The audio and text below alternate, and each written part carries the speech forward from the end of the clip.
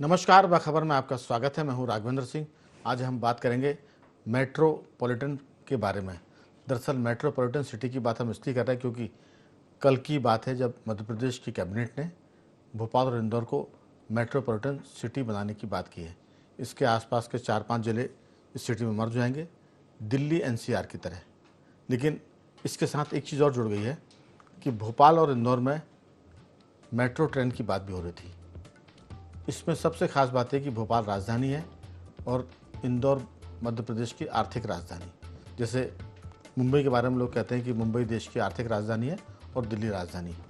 तो दोनों शहरों में एक साथ मेट्रो ट्रेन की कार्रवाई शुरू हुई, काम शुरू हुआ। लेकिन इंदौर में कहते हैं कि अब बहुत जल्द 31 मई तक वहाँ मेट्रो सेवा का उद्घाटन हो जाएगा। प्रधानमंत्री नरेंद्र मोदी भी इसके लिए आ रहे हैं। भोपाल इसमें पिछड़ गया। राजधानी है और इसके बावजूद ख़ास बात यह भी है कि 1500 करोड़ का बजट था इंदौर का और 2000 करोड़ का बजट था भोपाल का। अगर इसमें किसी को खाना पीना भी होता तो 500 करोड़ की व्यवस्था भोपाल में करती थी। हालांकि कह सकते हैं कि ये पहाड़ियों का शहर है, ऊपर नीचे के हिसाब से कुछ ज़्यादा पैसे खर्च हो सकते हैं, लेकिन इसका पूरा नहीं होना बताता है कि एक देशी कहावत है, कभी नाव जो है वो गाड़ी पर तो कभी गाड़ी नाव पर। वही स्थिति भोपाल की है। हम बात करें इंदौर की कि मेट्रोपॉलिटन सिटी, मेट्रो कभी पटरी पर तो कभी पटरी मेट्रो पर। आज इसी पर विस्तार से बात करेंगे कि क्या वजह है कि मेट्रो ट्रेन मध्य प्रदेश में 2 शहरों में बनानी शुरू हुई। इंदौर आगे निकल गया, भोपाल पीछे रह गया, जबकि यहाँ मुख्यमंत्री हैं, यहाँ गवर्नर है, यहाँ चीफ सेक्रेटरी हैं, यहाँ डीजीपी है। बावजूद इसके क्या लीडरशिप कमज़ोर है मध्य प्रदेश भोपाल की, या इंदौर के लोग कुछ ज़्यादा समझदार हैं? विस्तार से बात करें इसके पहले आपको बता दें कि इस मुद्दे पर चर्चा के लिए हमारे साथ मौजूद है स्टूडियो में हमारे 3 विशेष मेहमान। मध्य प्रदेश के वरिष्ठ पत्रकार श्री योगीराज योगेश जी, जो अब ID24 के कंटेंट एडिटर भी हैं। योगीराज जी का बहुत बहुत स्वागत है। इसके साथ साथ नई दिल्ली एनसीआर से हमारे साथ जुड़े हैं सामाजिक और राजनीतिक विश्लेषक नागेंद्र सिंह परमार जी। नागेंद्र जी, आपका भी बहुत स्वागत है। और इस पूरे मामले में जिसे कहते हैं कि डॉक्टरेट जैसा दखल रखने वाले सौरभ पोपली जी हमारे साथ हैं। प्रोफेसर साहब का बहुत बहुत स्वागत है। और मैं बार बार कहता हूं कि सड़क से संसद तक संघर्ष करने वाले हमारे सामाजिक कार्यकर्ता श्री कमल राठी जी भी हैं। राठी जी, आपका भी बहुत बहुत स्वागत है। चर्चा की शुरुआत राठी जी से और हम अंत में आएंगे नागेंद्र जी की तरफ कि दिल्ली जो एनसीआर है, दिल्ली जो मेट्रोपॉलिटन सिटी है, उसके लाभ हानि क्या हैं, और अगर उन लाभ हानि को हम देखें सुने तो मध्य प्रदेश की ये 2 शहर जो बनने वाले मेट्रोपॉलिटन सिटी, हम इंदौर भोपाल की बात करें तो उससे क्या हम सबक ले सकते हैं और क्या उसमें सुधार कर सकते हैं? पहले आपकी राय राठी जी, कि ट्रेन तो हमारे यहाँ लेट हो गई भोपाल में, इंदौर में पहले आ रही है, लेकिन ये मेट्रोपॉलिटन सिटी के मामले में क्या राजधानी भोपाल सच में ऐसा स्वरूप लेगा जिससे लगे कि ये दिल्ली एनसीआर से बेहतर है और इंदौर से आगे निकल गया? आपकी राय। नहीं, बिल्कुल जो आपने कहा मैं उस बात से ऐसा मानता हूँ कि इंदौर की जो जनता है और वहाँ के जो जनप्रतिनिधि हैं वो भोपाल की जनता और जनप्रतिनिधियों से ज़्यादा जागरूक है। इसलिए इंदौर में सफाई में भी अव्वल रहता है। कई दृष्टि से इंदौर सबसे आगे चल रहा है, बल्कि देश में आगे चलता है। तो इसलिए ज़रूर उनको मेट्रो का भी लाभ पहले मिलेगा। और मेट्रो सिटी जिस दिन भी चूँकि कल उसके घोषणा हो चुकी है, तो मेट्रो सिटी में भी इंदौर ही आगे निकलेगा। भोपाल तो मुझे पिछड़ता पहले से ही लग रहा है और आगे भी लग रहा है। मुझे थोड़ी सी जेलसी है, मतलब ईर्ष्या हो रही है। इंदौर की तारीफ हमें कर, हालांकि मध्य प्रदेश का पार्ट है, देश का हिस्सा है। खुश है हम इस बात पर जब वो सफाई में पहले नंबर पे आता है। लेकिन इसमें मैं आपकी अनुमति से हस्तक्षेप कर रहा हूँ। भोपाल बहुत खूबसूरत शहर है, इंदौर से कई गुना सुंदर है। और सफाई के मामले में जब ये मोदी जी के आने के पहले सफाई की बात होती थी तो भोपाल को स्वच्छ शहर वैसे ही माना जाता था, बिना किसी अभियान के। और शुरू में तो भोपाल ने नंबर 1 की बाजी मारी थी, लेकिन यहाँ की जो लोकल की लीडरशिप है, स्थानीय नेता, उनकी कमजोरी, उनके पास विजन नहीं है। मुझे कहने में कोई संकोच नहीं है, हालांकि कई भोपाल के जो लीडर हैं कांग्रेस बीजेपी के, वो हमारे मित्र हैं, लेकिन उनके पास वो विजनरी नहीं है।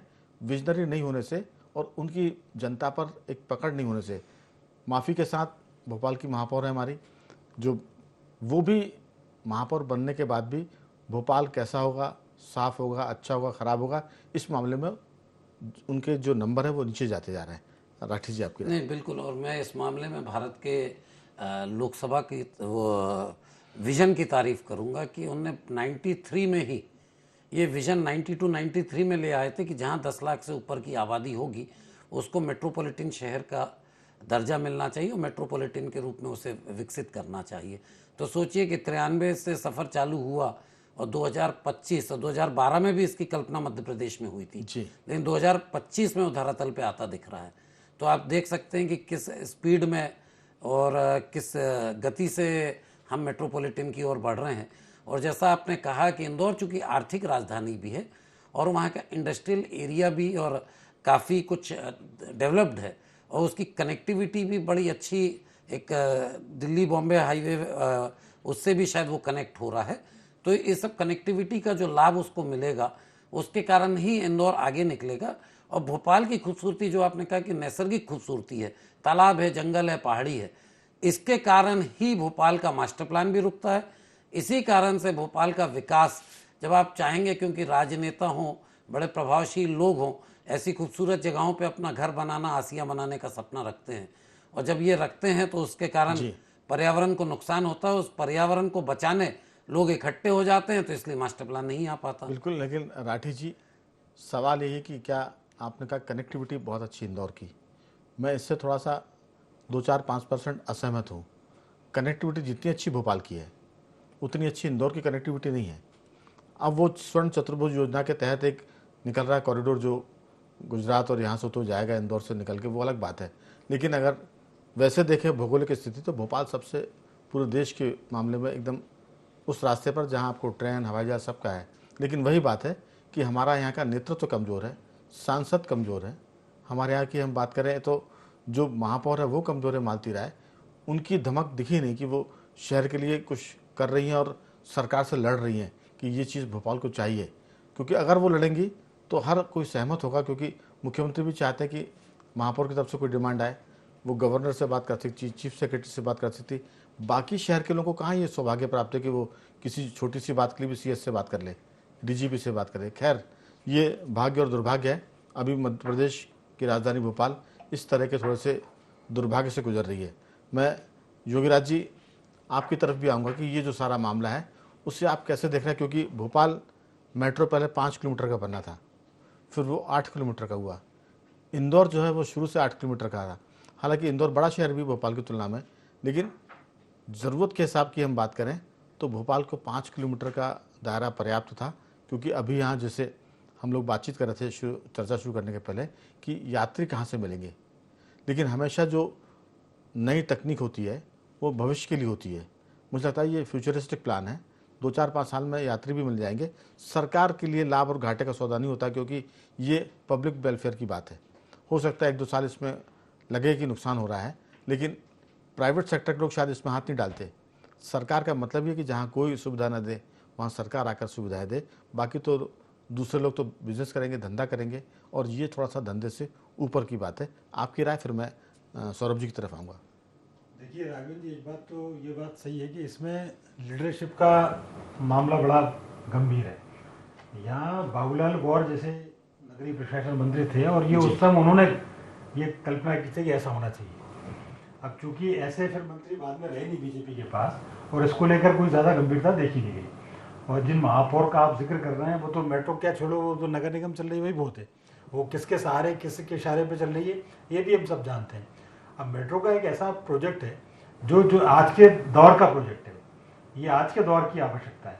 अब सवाल सिर्फ इस बात का है, सरकार ने पूरे प्रयास किए, उसको लगातार उसका लिंगारोहण किया, बार बार बढ़ाई। अब बार बार उसके रोज ट्रायल हो रहे हैं। वो गाड़ी मेट्रो की सुभाष नगर से जाती है और आधा एम्स तक जाके वापस आ जाती है। अब ये सरकार पता नहीं क्या इसका कब मुहूर्त का इंतजार कर रही है कि एक शुभ मुहूर्त देखा जाए, कुछ ऐसी परिस्थितियां देखी जाए तब इसका इनॉग्रेशन किया जाए। क्योंकि और अब चूंकि अब प्रेशर इसलिए ज़्यादा बढ़ जाएगा कि चूंकि इंदौर का तो शुरू होने ही वाला है जी, तो आपके लिए अब क्या बचा आपके पास। एक बात ये जरूर है कि इस पूरे प्रोजेक्ट को लेकर बार बार सवाल ही उठते हैं कि इतने पास पास स्टेशन बनाए गए, अब पता नहीं ये प्रोजेक्ट का हिस्सा रहा है क्या है। आमतौर पर ये मेट्रो प्रोजेक्ट वहाँ सक्सेस होते हैं जब 40, 45, 50 किलोमीटर का कम से कम रन हो, तो वो समझ में आता है कि लोगों को जल्दी मिले, सुगम मिले और आपकी पहुँच जल्दी हो जाए। अब यहाँ हर 1 किलोमीटर पर सुभाष नगर से आदमी बैठेगा और प्रेस कॉम्प्लेक्स में उसको उतरना है। उसके पहले सुभाष नगर स्टेशन के ऊपर चलेगा, 10 मिनट ऊपर चढ़ने में, 10 मिनट नीचे उतरने में, इतने में सुभाष नगर से एमपी नगर पैदल आदमी आ जाएगा। तो ये भी हो सकता है। इसके लिए भी तो बहुत ज्ञान की जरूरत होती है कि आखिर हम इस अव्यवस्था को कैसे लागू करें। जब खाना खराब होता है तो मेरा मानना है कि खराब खाना बनाने के लिए भी आदमी को दिमाग लगाना पड़ता है। तो ये ऐसे नहीं होता, इसके लिए हम सैकड़ों करोड़ रुपए खर्च कर रहे हैं, तब जाके ये अव्यवस्था पैदा कर पा रहे हैं जी। तो ये जो व्यवहारिक तौर पर भी इसको देखा जाना चाहिए, क्योंकि नेचुरल रूप में आप जाएंगे, वहाँ टिकट लेंगे, ऑनलाइन सिस्टम होगा मेट्रो का जैसा कि चला आ रहा है, थोड़ा उसमें समय लगेगा, फिर वो हरी पीली नीली लाइनें लगी रहती हैं, लोगों को समझने में वो दिक्कत जाएगी, तब तक आदमी चाहे तो वहाँ से यहाँ तक पैदल आ जाएगा। अब तर्क इस पर बहुत से हो सकते हैं कि वो तो इसलिए भी है कि वहाँ 1 किलोमीटर के बाद जो खड़े हैं प्लेटफॉर्म पर वो बैठ के एम्स पहुँच जाए। तो ये जो समझदार आदमी वो तर्क की दृष्टि से चीज़ों को जीत लेता है। सौरभ जी, सवाल ये कि इंदौर आगे और भोपाल पीछे, इसका मतलब नहीं है। ये है कि इसके बाद जो नई चीज़ होने वाली वो मेट्रोपॉलिटन सिटी की बात भी हो रही है। मेट्रो ट्रेन अभी बन नहीं पाई है। मेट्रोपॉलिटन सिटी आप 4, 5, 7 जिलों को मिलाकर बनाएंगे तब क्या स्थिति होगी। हालांकि विषय से थोड़ा अलग हटके है, वो ये कि जब भोपाल में या इंदौर में पुलिस कमिश्नर प्रणाली की बात हो रही थी तब ये कहा था कि इससे बड़े फ़ायदे होंगे, लेकिन लॉ एंड ऑर्डर की बात करें तो उसमें कोई बहुत ज़्यादा फ़र्क नहीं आया। अगर हम रेवेन्यू सिस्टम की बात करें कि कलेक्टर फ्री हो जाएंगे लॉ एंड ऑर्डर के मामले से, एडीएम फ्री हो जाएगा, एसडीएम फ्री हो जाएंगे, तहसीलदार फ्री हो जाएंगे और वो अपना रेवेन्यू का काम निपटाएंगे, ताकि जो उनके पास मामले पेंडिंग है उस पर फोकस करें। लेकिन आप देखिए कि आदत पुरानी पड़ी हुई है, दफ्तर में वो बैठते नहीं हैं, फील्ड में चले जाते हैं और जो केस हैं वो अपनी जगह है। तो ये बहुत सारा है, लेकिन अभी तो सिर्फ 2 मुद्दे पर फोकस है, मेट्रो ट्रेन और मेट्रो सिटी। आपकी राय?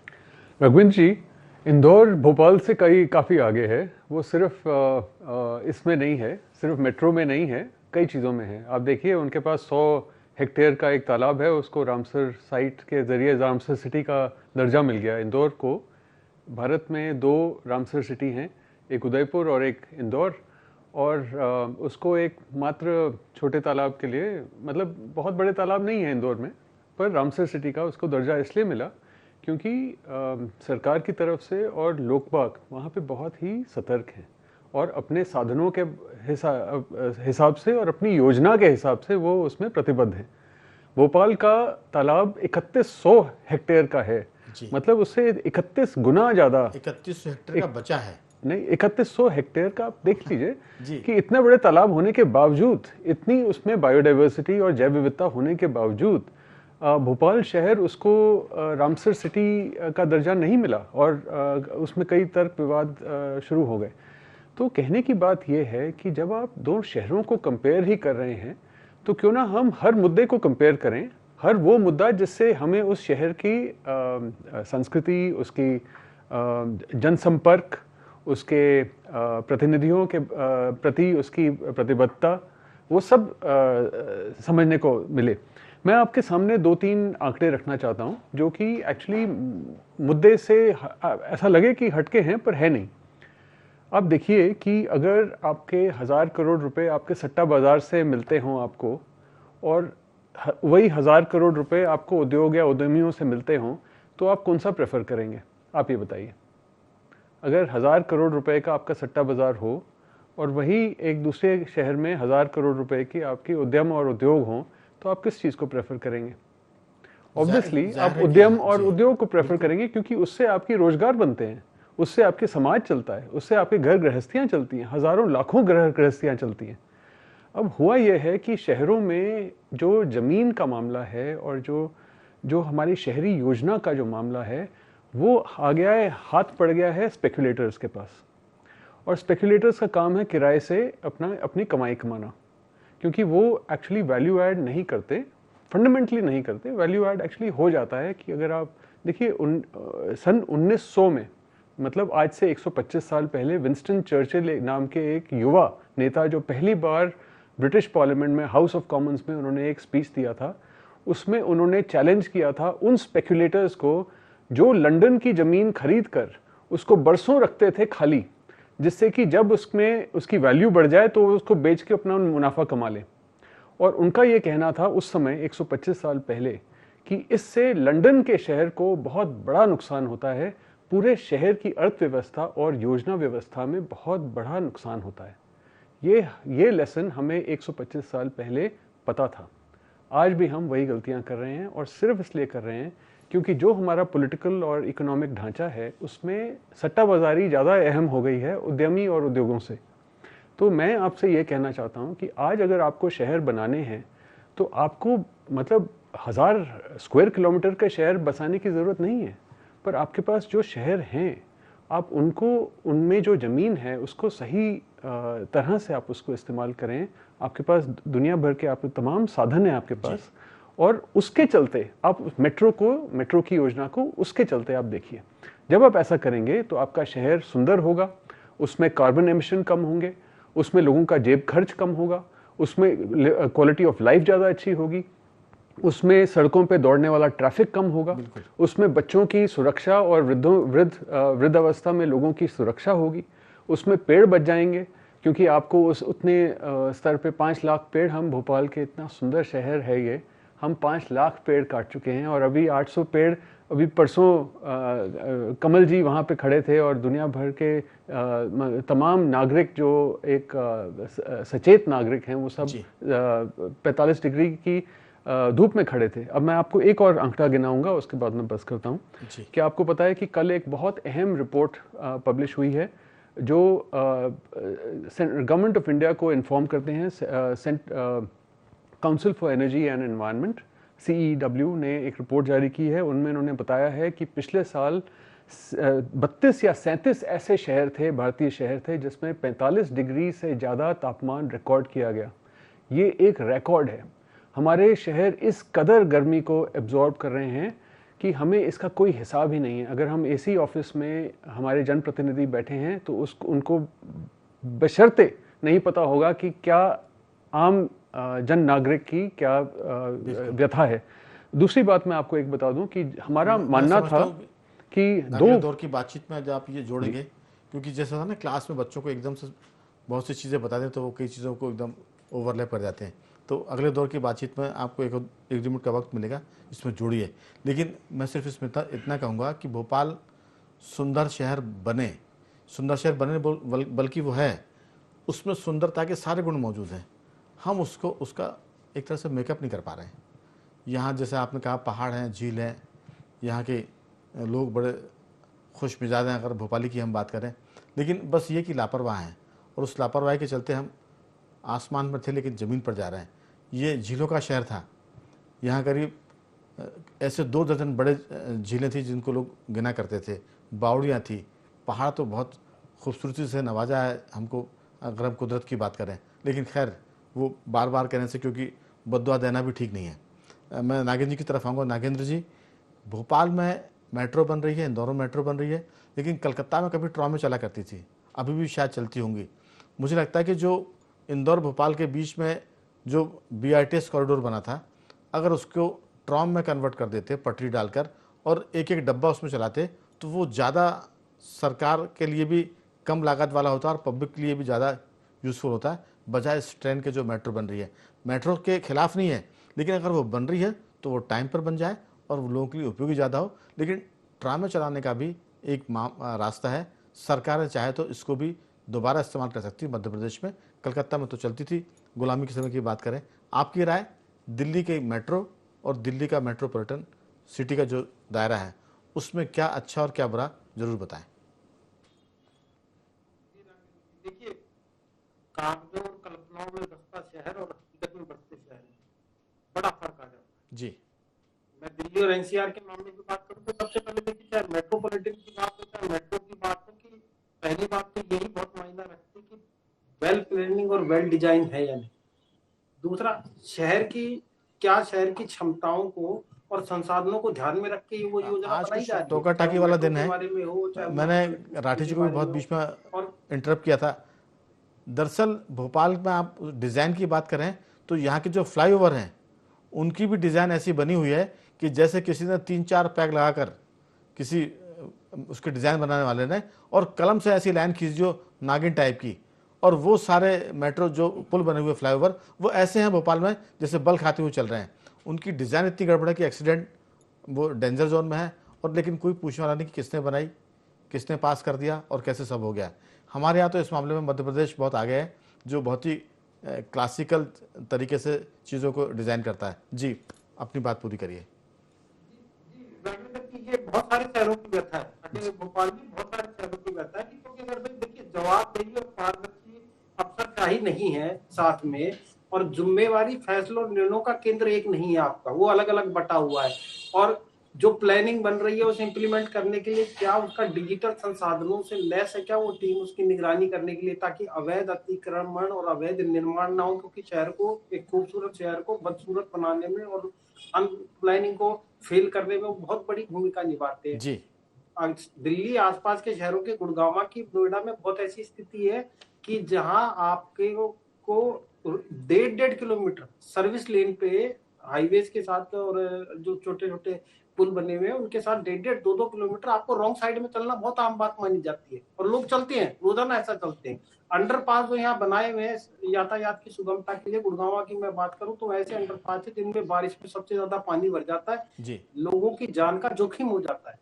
आप कहीं दिल्ली एनसीआर को मानते हैं, दिल्ली एनसीआर वो शहर है जिसमें बहुत सारे बड़े हिस्से में सड़कों के किनारे पैदल चलने की व्यवस्था नहीं है, और कोई आदमी चलता है तो वो घर पहुंचेगा ये तो पता नहीं है, लेकिन अस्पताल पहुंचने की नौबत कब आ जाए, कब उसे टक्कर लग जाए, क्योंकि पैदल पार पथ ही नहीं है चलने के लिए कई जगह। तो ऐसी व्यवस्था से गुजरना होता है। हाँ, मेट्रो के मामले में दिल्ली में बड़ा खूबसूरत मेट्रो बनाई गई है, ई श्रीधर उसके शिल्पकार रहे हैं, जिन्होंने बहुत व्यस्त जगह में से भी अंडरपास से नीचे या कैसे कैसे व्यवस्थाएं करके उसको बहुत अच्छी कर दिया है। लेकिन जब तक इन सारी चीजों का तालमेल नहीं है तो फिर वो बात वो आ जाती है कि भाई मर्ज बढ़ता गया जो दवा की।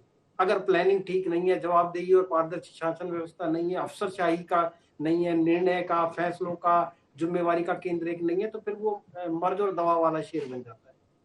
बिल्कुल आपने ठीक कहा। एक जो महत्वपूर्ण मुद्दा था वो ये कि फुटपाथ नहीं है, सड़कें बहुत अच्छी है, लेकिन गरीब के लिए चलने के लिए कोई इजाज़त नहीं है। अगर आप चलेंगे तो मारे जाएंगे, अपनी जान जोखिम में लेकर चलिए, क्योंकि गरीब तो पैदल चलेगा और पैदल के लिए फुटपाथ चाहिए, और फुटपाथ का प्रावधान कहीं दिखता नहीं है। मैं बहुत जल्दी से राठी जी आपकी तरफ आ रहा हूँ, अब अंतिम दौर की बातचीत है, बहुत 30-30 सेकंड में अपनी बात पूरी करें तो फिर सौरभ जी की थोड़ा सा वक्त मिल जाएगा। जी, आपने फुटपाथ भी कहा, और ये सब चीज़ें तो आजकल जो राजनेता हैं, ये जो विधायकी जो है वो इन सब चीज़ों में बड़ी पीछे है, और जबकि न्यायपालिका इसमें बहुत आगे है। हाल ही में न्यायपालिका ने फुटपाथों के लिए भी आदेश दे दिया, तो न्यायपालिका तो रोज आदेश दे रही है, अब विधायिका कितनी कर पाती है। न्यायपालिका की सुनता कौन है, वो तो न्यायपालिका के ऑर्डर तो कई बार लगता उसे अपन अतिक्रमण भी मान सकते हैं, कई बार तो लगता है कि काम नहीं कर रही है। न्यायपालिका खुद सरकार चलाने की स्थिति में आ रही है, तो वो भी मतलब मर्यादा को तोड़ने की कई बार हमको लगता है कि टूट रही है। हालांकि वो इसलिए भी आते हैं आदेश क्योंकि सरकार में जड़ता ज़्यादा है, जब उसमें जड़ता है तो फिर जुडिशरी को थोड़ा सा एग्रेसिव होना पड़ता है। जी जी, और बाकी रही मेट्रोपॉलिटन की, तो मुझे लगता है मेट्रोपॉलिटन एक बहुत अच्छी परिकल्पना है।